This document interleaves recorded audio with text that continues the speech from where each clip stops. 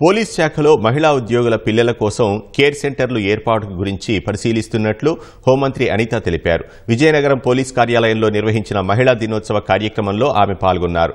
సచివాలయాల్లోని మహిళా పోలీసులను పోలీస్ శాఖలో విలీనం చేసే ప్రతిపాదనపైన చర్చిస్తున్నామని ఆమె వివరించారు.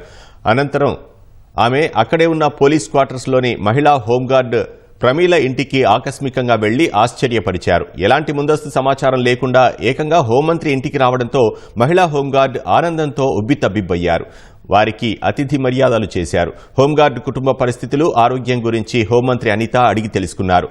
అనంతరం ప్రమీలను చీర సారెతో సత్కరించి మహిళా దినోత్సవ శుభాకాంక్షలు తెలిపారు. అంతకుముందు జరిగిన సమావేశంలో ఆమె పాల్గొన్నారు. కేర్ సెంటర్ అనేది పెట్టడం అనేది చాలా అవసరం.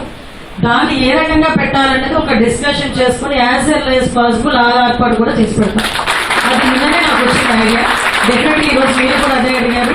ఎందుకంటే ఐఎమ్ సో హ్యాపీ. మహిళా పోలీసులు చాలా మంది ఎంటెక్లు, బీటెక్లు, బిఎస్సీలు, చాలా హై క్వాలిఫైడ్ పర్సన్స్ చాలా మంది ఉన్నారు మహిళా పోలీసుల్లో. చాలా మందికి ఏంటంటే మహిళా పోలీస్ అనేసరికి డ్రెస్ వేస్తారేమో, కొంతమందికి యూనిఫామ్ వేసుకోవడం ఇష్టం ఉండదు. బట్ అలాంటి వాళ్ళు ఎవరైతే విల్లింగ్ ఉన్నారో వాళ్ళందరినీ కూడా పోలీసు సర్వీసెస్లో తీసుకోవడానికి ఈరోజు సిద్ధంగా ఉన్నాం. దానికి కూడా కొంచెం 1 or 2 days జీవో కూడా వస్తుంది. మిమ్మల్ని కంప్లీట్గా డిపార్ట్మెంట్కి అసైన్ చేస్తాం.